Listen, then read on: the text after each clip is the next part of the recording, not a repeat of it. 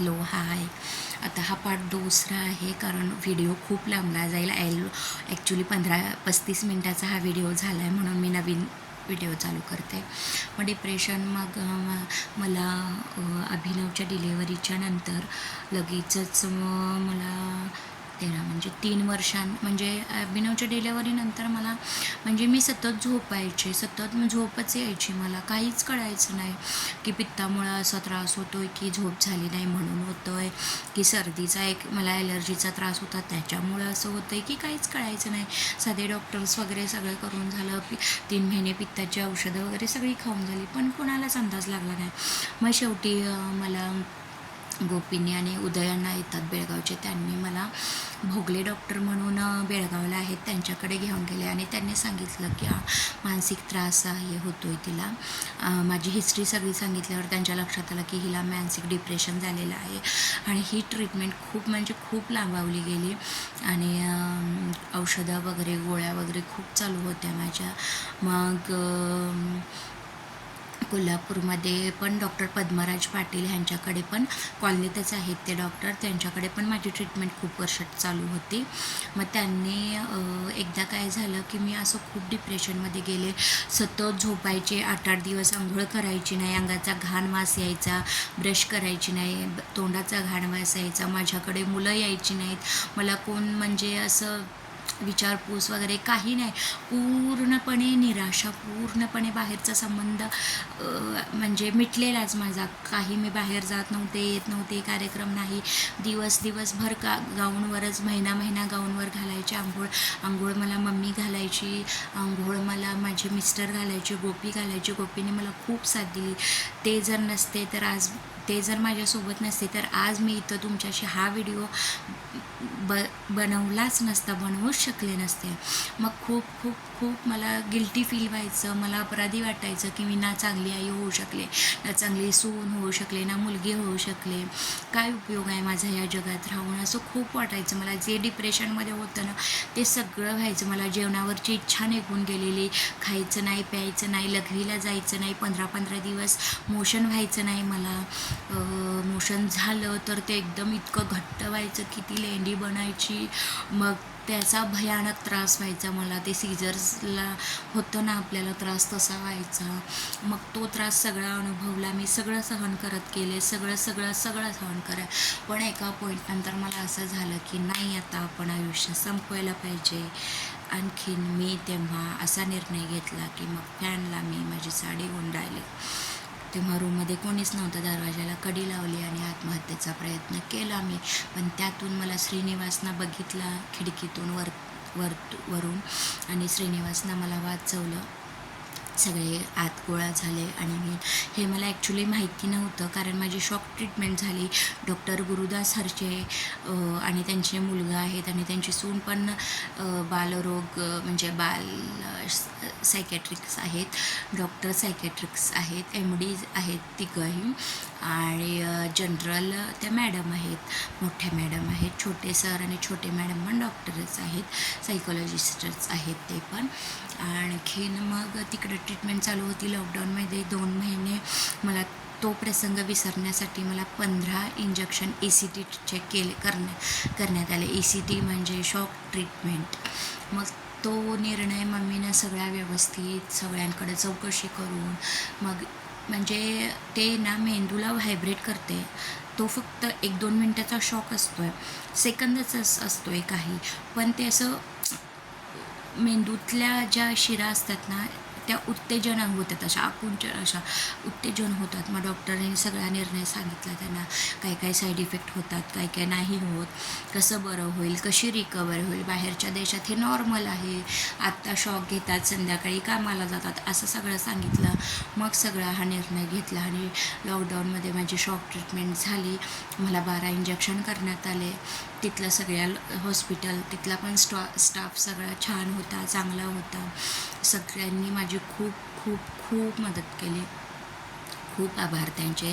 त्या डॉक्टरांमुळे आज मी बरे आहे. मग त्या काही कारणास्तव ते पण नाही मला लागू पडलं. ते पण काय झालं, थोडे दिवस बरी होते आणि परत तशीच झोपले, परत तशीच झोपायला लागले सारखे. थोडे दिवस कोल्हापूरला, थोडे दिवस इकडं, असंच चालू राहिलं माझं. काही लोकांना मी मुद्दाम करते असं वाटायचं, पण खाणं पिणं कोण मुद्दाम करू शकत नाही ना. शेवटी भूक पोटाला लागतेच ना, जेवायला हे पाहिजेच ना. मग डॉक्टर अँथोनियो म्हणून इथं आपलं खानापूर रोडला फिश मार्केटला त्यांचं हॉस्पिटल आहे. प्लस ते येळूर केलीला पण जॉब करतात. तिकडं मग आम्ही जायला लागलो. तिकडं पण डॉक्टरनी खूप प्रयत्न केले, खूप म्हणजे खूप. 3-4 वर्ष तिकडं ट्रीटमेंट चालू होती, जवळजवळ 5 वर्ष ट्रीटमेंट चालू होती. तिकडं बरी होते मी. तिकडं काउन्सिलिंग सेक्शन्स पण घेतले मी. छान वाटत होतं, स्टाफ सगळा छान होता, डॉक्टर्स. परत मला इंजेक्शन पण झाले. ते आता त्या इंजेक्शनचं नाव आठवत नाही आहे मला, आठवण्याचा प्रयत्न करते. उद्या मी ह्यांना विचारून सांगते. ते इंजेक्शन करण्यात आलं, ते पुशअप करण्यासाठी असतं. आता दारू पिणारी वगैरे लोक असं पेकळलेली, सुंदर झालेली वगैरे असतात, तसं ते असं एकदम पुश करते. मग ते इंजेक्शनना ते इंजेक्शन ॲक्च्युली 3 करण्यात आले मला. एका इंजेक्शननं फरक पडला, चांगली फ्रेश झाली, पण 2 इंजेक्शननं काही फरक पडला नाही. मग 4थं इंजेक्शन परत मला त्यांनी डॉक्टर चंद्रशेखर TR म्हणून त्या डॉक्टरने मला माझी ट्रीटमेंट, ते समादेवी गल्लीमध्ये आहेत बेळगावमध्ये, शिवमोगाचे ते डॉक्टर आहेत. खूप म्हणजे खूप चांगले सायकेट्रिक्स आहेत ते. तिथल्या पण स्टाफने मला खूप छान मदत केली. तिथं पण मी 1-2 वेळेस ॲडमिट होते. तिथं पण 2 इंजेक्शन झाले. त्यांनी पण मला इंजेक्शन, केटामेन इंजेक्शन, ते केटामेनचं इंजेक्शन दिलं त्यांनी. पण तिथं पण काही उपयोग झाला नाही. औषधोपचार ॲडजस्टमेंट केली त्यांनी, गोळी कमी जास्त वगैरे डोसेस केले, पण काही उपयोग झाला नाही. मग परत मी कोणतरी काहीतरी बोललं तर लगेच मनाला लागायचं, मुलांनी काहीतरी बोललं तर मनाला लागायचं. घरात छोटे मोठे वादविवाद होत असतील, नवरा बायकोचे वादविवाद होतेच, तर खूप म्हणजे मनाने पहिल्यापासून हळवी असल्यामुळे मन असं कमकवूत झालेलं. कोणी काही बोललेलं सहन व्हायचं नाही, मोठ्यानं आवाज सहन व्हायचा नाही, मुलांचा दंगा सहन व्हायचा नाही, मुलांचं खेळणं, मोठ्यानं ओरडणं, दंगा, मी स्वतः मोठ्यानं बोलणं, जास्त हसणं अजिबातच सहन व्हायचं नाही. पूर्णपणे माझा लोकांशी संपर्कच तुटलेला. मग माझी ट्रीटमेंट इथे डॉक्टर चंद्रशेखर TR यांच्याकडे चालू झाली आणि तिथं मला खूप म्हणजे खूप चांगला रिझल्ट आला. मी रत्नागिरीला पण मेंटल हॉस्पिटलला जाऊन आले, मिरजेच्या कृपा महिला हॉस्पिटलला जाऊन आले, परत धारवाडच्या मेंटल हॉस्पिटलला जाऊन आले. तिथली पण 1 महिना ट्रीटमेंट चालू होती मला. परत सांगलीमध्ये पण गुप्ते नर्सिंग होमला जाऊन आले. परत डॉक्टर राजारामपुरीत म्हणून राजारामपुरीमध्ये डॉक्टर गिरी हॉस्पिटल म्हणून डॉक्टर गिरी आहेत, होमिओपॅथिक हॉस्पिटल, त्यांच्या हॉस्पिटलमध्ये जाऊन आले. मसाज सेंटर्समध्ये जाऊन आले. परत भरपूर थेरपीज घेतल्या मी, भरपूर काय आयुर्वेदिक, होमिओपॅथिक उपचार केले, घरगुती उपाय केले, पण काहीच फरक पडत नव्हता. फक्त डॉक्टर्स म्हणायचे की तू वॉकिंग कर, तू खाणं पिणं कर, सगळं बरं वाटेल. पण मला अंथरुणातूनच उठायचं नव्हतं, तर मी वॉकिंग कशी करणार, बाहेर कशी जाणार? जे डॉक्टर मला समजावून घेतात, जी लोक मला समजावून घेतात, त्यांच्याशी फक्त माझं कम्युनिकेशन चांगलं होतं. मी त्यांच्याशी फक्त चांगलं बोलायचे, इतर कोणाशीही चांगलं बोलत नव्हते मी. कारण जे मला समजावून घेतात तीच लोक मला आवडायची, त्याच लोकांशी मी चांगलं बोलायचे. इतर लोकांशी मी बोलत नव्हते, कारण ते फक्त मला सांगायचे उठ वॉकिंग कर. याला काय अर्थ आहे? अरे समजून घ्या ना तुम्ही. मानसिक डिप्रेशनमध्ये पेशंट आहे, त्याला अंथरुणातून उठू वाटत नाही, त्याला त्याची दैनंदिन कामं करू वाटत नाही आहे, आंघोळ करू वाटत नाही आहे, ब्रश करू वाटत नाही आहे, खाणं पिणं करू वाटत नाही आहे. ते माणूस वॉकिंग काय करणार आहे? हे थोडं म्हणून आपल्याजवळ आजकाल डिप्रेशन हा शब्द नॉर्मली यूज करतात. अरे ह्याला काय अर्थ आहे डिप्रेशन हा शब्द नॉर्मली यूज करतात?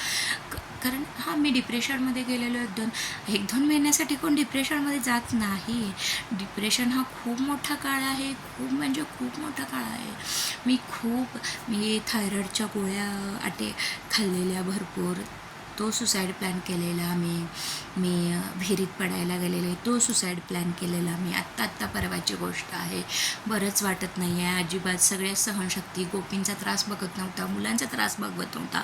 मुलं स्कूलवरून आलं की त्यांना काही खायला प्यायला नसायचं, घरात जेवण असायचं पण त्यांना वेगवेगळे पदार्थ आवडायचे. पराठे आवडायचे, टोमॅटो राईस रायता आवडायचा, काहीतरी पाणीपुरी, शेवपुरी, भेलपुरी, परत पावभाजी, नूडल्स, पास्ता वगैरे असं मी सगळं करून घालायचे. त्यांना सवय लागलेली. त्यामुळे सगळे आपापल्या कामात बिझी असल्यामुळे कोण किती दिवस करणार आहे ना. शेवटी कोणाला तरी कंटाळा येणारच आहे, कोण किती दिवस करणार आहे. पण मला माझ्या घरातल्या लोकांनी मला खूप साथ दिली, खूप सपोर्ट केला. तरी पण एका पॉईंटनंतर माणूस दमतच ना शेवटी. मग तसंच काहीसं झालं. मग ना शेवटी देवाच्या आशीर्वादाने, स्वामींच्या आशीर्वादाने, आई अंबाबाईच्या आशीर्वादाने, कालिका देवीच्या आशीर्वादाने मी बरी झाले. डॉक्टरांना माझ्या यश आलं. मग डॉक्टरांचा मी सत्कार केला, डॉक्टरांबरोबर फोटो काढला मी. डॉक्टरांचे खूप खूप खूप आभार. ते डॉक्टर नसते तर आज मी नसते. माझ्या मम्मी पप्पाने, माझ्या माहेरच्या लोकांनी, माझ्या भावाने, माझ्या बहिणीने, माझ्या मित्रपरिवाराने, माझ्या भक्त परिवाराने खूप चांगली सपोर्ट केलं, खूप चांगलं सपोर्ट केलं, खूप चांगली साथ दिली. माझ्याबद्दल आज्जांना सांगण्यात आलं की आज्जांना तुम्हीच बरं करायला पाहिजे. मग आज्जांनी पण मला पूजा अर्चा वगैरे सांगितली. गोपींनाने मला, म्हणजे माझ्या मिस्टरांनी आणि मला खूप चांगल्या पद्धतीनं आम्हाला सगळ्यांनी साथ दिली. गोविंदांनांचे मी विशेष, गोविंदांना म्हणजे माझे मोठे दीर आहेत, ते चुलत, ते खानापूरला राहतात. त्यांची बायको पण जॉब करते. त्या दोघांचे खूप आभार मानणार. कारण चांगल्या वेळेला म्हणजे देवीनंच त्यांना पाठवलेली, खूप चांगली साथ दिली, खूप चांगलं मार्गदर्शन केलं मला. मुकुंदनाने पण चांगलं मार्गदर्शन केलं सगळ्यांनी. ॲक्च्युली आमच्या घटस्फोटापर्यंत, डिवोर्सपर्यंत गेलेलं सगळं, पण ते नाही घडलं. आणि नाही घडलं म्हणूनच आज मी इथं आहे, तुमच्याशी व्हिडिओ करते, तुमच्याशी बोलते. पण गोपींनी खूप म्हणजे खूप जवळून सहन केलं. खूप त्या माणसानं मला आंघोळ घातली, मला ब्रश करवलं, मला अंथरुणात सगळं आणून दिलं. काही लोकांनी त्यांना ओरडले की तू एवढं करू नको, तेवढं करू नको, बायकोचं एवढं ऐकू नको, तेवढं ऐकू नको. पण सगळं त्यांनी, एका मुलीला जसं सांभाळतो ना बाप, तसं सगळं त्यांनी माझा बाप होऊन, माझा मित्र होऊन, माझा भाऊ होऊन, माझा नवरा होऊन सगळं केलं माझं त्याने. त्यामुळे त्यांचे खूप आभार. मी आयुष्यभर कृतज्ञ राहीन ह्या सगळ्यांची, ज्यांनी मला साथ दिली आहे त्यांची पण, ज्यांनी साथ दिली नाही आहे त्यांची पण मी आयुष्यभर आभारी राहीन, कृतज्ञ राहीन. हे एवढं सांगायचं होतं मला माझ्या आयुष्याबद्दल थोडंसं, आणि ते मी सांगितलं. हे तुम्हाला माहिती, कारण आता मी यूट्यूबशी जोडले, कारण तुम्हीही माझी फॅमिली आहात. हे तुम्हाला सगळं सांगणं गरजेचं होतं, म्हणून मी तुम्हाला सांगितलं. आणि आता सगळं व्यवस्थित चालू आहे. आता माझं कोल्हापूरला येणं जाणं असतं, गावी सगळे बहिणींकडं, कझन्सकडं वगैरे येणं जाणं असतं. हॉस्पिटलला जातो आम्ही, शॉपिंगला जातो, फिरायला जातो, खाणं पिणं वगैरे बाहेर असतं. आज्जा पिझ्झा पार्टी देतात आम्हाला, पिझ्झा घेऊन येतात आज्जा खायला. आजांमध्ये पण खूप चांगला बदल झाला आहे. टचवूड खूप छान आहे आता सगळं. असंच चांगलं मी स्वामींकडे प्रार्थना करते की असंच चांगलं राहू दे, आता सगळं असंच छान राहू दे. आम्ही हसत खेळत सगळं सहन करायची ताकद द्या स्वामी मला. सगळ्यांना सांभाळायची, माझ्या मठाला सांभाळायची, माझ्या कुटुंबाला सांभाळायची मला ताकद द्या. हीच तुमच्या चरणी मी प्रार्थना करते. मला स्ट्रॉंग बनवा, मला सहनशक्ती द्या, मला सगळं करायची ताकद द्या. आणि हे फक्त तुम्हीच करू शकता आणि तुम्हीच करा, ही अशी मी विनंती करते तुम्हाला. आयुष्यभर ज्यांनी मला साथ दिली त्यांच्याशी मी कृतज्ञ राहीन. आणि खूप खूप खूप धन्यवाद. हा व्हिडिओ जर तुम्हाला आवडला असेल तर लाईक, शेअर आणि सबस्क्राईब करा. आणि हो, बेल आयकॉनला दाबायला विसरू नका, कारण मी जेव्हा व्हिडिओ अपलोड करेल तेव्हा त्याचं नोटिफिकेशन तुम्हाला येईल. Okay, tata, bye bye, see you. काळजी घ्या. धन्यवाद.